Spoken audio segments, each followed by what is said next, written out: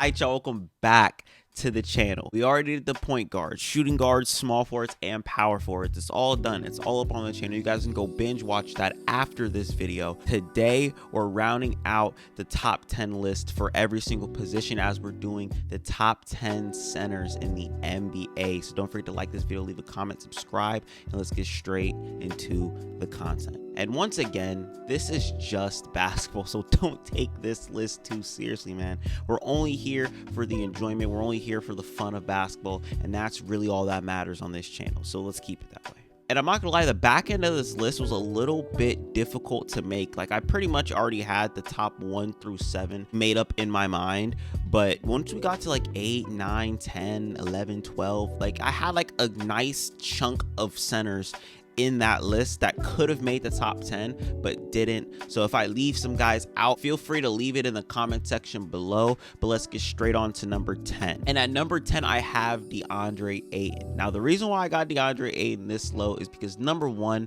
that playoff performance was not good. I do not care what anybody says. However, I still do think that with the skills that DeAndre Ayton has, even if it's the regular season or playoffs, I still do believe that he is a top 10 center in the NBA. Now, can he fall off this list based on his play in Portland? Absolutely. You know what I'm saying? It's not a certain lock that DeAndre Ayton is a top 10 center in the league, because I think there are other guys, maybe some guys on his team, that are trying to fight for his spot. DeAndre Ayton, I got him at number 10. I don't think that that's a bad placement for him, but I also think that he could be better than where he's at right now. At the number 9 spot, I got Jarrett Allen. I'm gonna be honest with you guys, I normally had Jarrett Allen number 10 and DeAndre Ayton at number 9, but I just made a last minute switch because I honestly value the rim protection that Jarrett Allen gives me over anything DeAndre Ayton really does on the basketball court. I like the rim protection that he does provide for the Cavaliers. He was an all-star last season in the 21-22 season, but it feels like he kind of took a step back in the 22-23 season. And a reason why I say that is because his playoff performance was a little bit lackluster. I mean, it was the first time we saw Jarrett Allen in the playoffs, I believe, and this man said the lights were brighter than expected. I don't think that that's something that you would want to say or something that you would want to admit out loud, but I do appreciate the honesty. If Jarrett Allen says the lights were too bright, then the lights were too bright for him. He had an underwhelming playoff performance, but the regular season, he was still good. Last season, he was still good. So I got to put Jarrett Allen at number 9. At number 8, I got a guy who was in the lick of the Defensive Player of the Year race. I'm pretty sure you guys already know who it is. The Milwaukee Bucks starting center, Brook Lopez. And I like this placement for Brook Lopez because I don't think I have him too high, but I also don't think I have him too low. I think number 8 is perfect for him. The rim protection that we were getting from Brook Lopez, plus the career high numbers that he was shooting last season in the regular season and in the playoffs, lands him a spot on this list on its own. Because if you look at his numbers, he shot like 37% from 3 in the regular season and upped that in the playoffs. Now, granted, it was a 5-game sample size in the playoffs, and he got bounced by the Miami Heat, a team he shouldn't have lost to, but he still looked good. You know what I'm saying? He still looked good. I'm excited to see what he could do this season, and if he can even up the numbers that he put up last season and play better defense than what he was playing last season. I'm extremely excited for him. I'm extremely excited for the Bucks. But let's move on to number 7, a guy who I'm excited for because he's playing for this team right here, is Kristaps Porzingis. Now, a lot of people might call this bias, and every single time I talk about the Boston Celtics, I'm like, oh, people might call this bias, but people might actually think that this one right here is biased because I don't see a lot of people watching Washington Wizards games. You know what I'm saying? But I did the due diligence last season because I thought the Wizards were going to be good. I thought the Wizards were going to make a play-in spot last season. It didn't happen, obviously. But I was watching a lot of their games, and the things that I was seeing from Kristaps Porzingis, if you ask me, this was Kristaps Porzingis' best season that he's coming off of. He was a borderline all-star. Scratch borderline. The man was an actual all-star before the all-star voting happened, and the only reason why I believe he didn't make it is because the man got hurt. He played the most games that he's ever played since, I believe, New York. He put up career high numbers, and now he's a Boston Celtic. So the league's in trouble.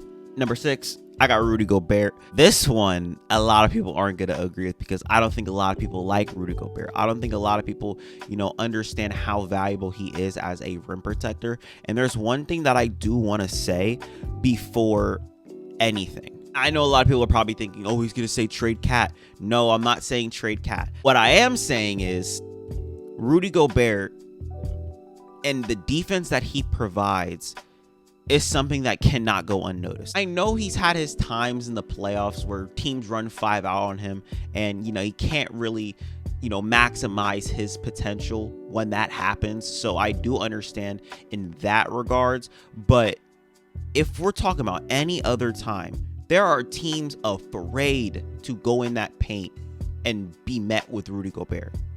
That's just how it is. That's how it always has been with Rudy. I really just believe that the reason why people don't like Rudy Gobert is because he can't shoot. It's because he can't make free throws. It's because he can't do anything but play defense. And his rim protection makes up for all of that. And I really do believe that. It's a reason why I was saying that the Atlanta Hawks should try to get Rudy Gobert. It's the reason why I've been saying that the Dallas Mavericks should have tried to get Rudy Gobert when he was available. He is an amazing rim protector. He's one of the best rim protectors in the whole entire league right now, if not the best rim protector in the league right now. And that's just him. Now, from this point on in the list, this is pretty much self-explanatory for me. I think 5 and 4 are, interchangeable, and they are arguable. I have seen people argue these two guys before, but at number 5, I got Domantas Sabonis. I think that he's coming off one of his best seasons, one of his more successful seasons. His first full season with the Sacramento Kings brought them to the playoffs the first time in 16 years, and they were missing something that Sabonis brings to the court. Number one, it's not even just his playmaking, because his playmaking is amazing. Number two, it's not just his scoring in the post, which we didn't really see a lot of that in the playoffs. Where the hell did that go? I don't know where it went. It's more so just his toughness, his leadership that he brings to the basketball court. And I think that rubbed off a lot on the Sacramento Kings team. And it's so insane how this man finds himself number 5 on my list after having a broken hand for the majority of the whole entire 22-23 season. Got the team to the playoffs like he said he was going to, and duked it out, all playing with a up hand. I gotta give the man props where they are due. Shout out to Domantas Sabonis, but Bam Adebayo is better than you. I have Bam Adebayo at number 4. Now, the reason why I have Bam this high is because, number one, he's coming off of a deep postseason run, which he looked amazing in. He looked good in the NBA Finals. He tried his hardest to guard Jokic. I don't really blame you for, not being able to guard Nikola Jokic, because nobody can. He's a guy who can guard 1 through 5. His playmaking is similar to Domantas Sabonis. I personally think that Domantas Sabonis is a better playmaker than him, but I do think that Bam Adebayo can score the basketball better than me. He's a substantially better defender than him, and I think that just goes a long way. Bam Adebayo has shown that he could be more consistent in the postseason, making deep postseason runs as the second, third best guy on his team, and that's the reason why I gotta put him number 4. And the one thing that I want to say about Bam Adebayo is the man needs his Here Nigga Damn award. I know I just said that Nicholas Claxton's gonna win Defensive Player of the Year, which I still do believe he's going to. Bam Adebayo needs his Here Nigga Damn award, because if I gotta hear him cry about, voters not caring about people who play defense 24/7 and don't get any recognition from it, I can't stand it. But he's right. You know what I'm saying? I just hear it I've been hearing it since 2021. Bam Adebayo needs his Defensive Player of the Year. Bam needs his DPOY. And he's just saying, oh, it's just so unfair. You know what I'm saying? It's annoying to hear. I'm not gonna lie, it's annoying to hear. But he's not wrong in that sense. He's not wrong. I think 3, 2, and 1, everybody should already know who they are. AD, Embiid, and Nikola Jokic. But I'm gonna start with Anthony Davis. And I think Anthony Davis is a top 10 basketball player in the whole entire league. I know not a lot of people are going to agree with that. I think Anthony Davis is a borderline top 5 player in the league.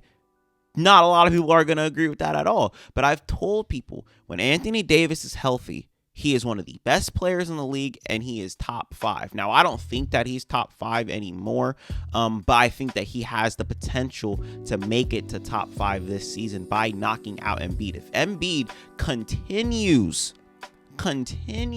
to fall short in the playoffs, and I understand he's injured, but if he continues to fall short in the playoffs while Anthony Davis continues to make deep postseason runs, I have to put AD above him. I just have to, because I value the playoffs a lot. And when Embiid can't show me that he can play consistent playoff basketball, why the hell do I continue having him above Anthony Davis, who, when he's healthy, continues to show that? However, right now, I do still have Joel Embiid above Anthony Davis. And the reason why is because I just think everything Joel Embiid does on the basketball court on the offensive side is just better than Anthony Davis. Like, Anthony Davis, he has lost his touch when it comes to shooting the basketball. He did say he was going to do a lot more of that this season, and I am kind of scared. I'm kind of scared, I'm not going to lie, because this man, Darvin Ham, wants Anthony Davis to take 5 threes a game. If he's doing that, he might go like 1 for 5, 2 for 5. It's going to look a little nasty. But I do believe Embiid's a better scorer than him right now. I do believe Embiid is a better three-point shooter than him right now. I do believe in the post. I also think that comparing their defensive abilities, I think Anthony Davis is a better defender, obviously. But I do not think that Embiid is far off. I don't think that Embiid is at the level or on the same tier as Anthony Davis when it comes to defense. But I do think that he's probably like a tier below. And I'm not going to lie, MVP tax is on that motherfucker. So, like, I got Embiid at number 2 and Jokic, obviously number 1, best basketball player in the whole entire league. And it's really been like that for the past 3 seasons, if you ask me. I think Jokic is just on a absolute tear. He just won the NBA Finals, just won Finals MVP. He should have won MVP this season over Joel Embiid. I think Joel Embiid should have won in the 21-22 season, but that's besides the point. We're not talking about any of that. We're talking about how good of a basketball player Nikola Jokic is, and he's a damn good one. I really don't know what else to say about Nikola Jokic, and I don't know what else to say in this video, but that's all I got for y'all today. Hopefully you guys enjoyed this video. I'm about to get out of here. I'm about to edit this video, but that's all I got. Don't forget to like, comment, subscribe, and share with your friends, and I'm out. Peace. And another thing, I kind of want to put Nicholas Claxton at number 10 over DeAndre Ayton. Now thinking about it, because I said something about Jared Allen defense overriding anything that DeAndre Ayton does, and I feel the same way about Nicholas Claxton, so I'm just going to switch that at the end of the video. Only people who make it this far know. But I got it. I'm out.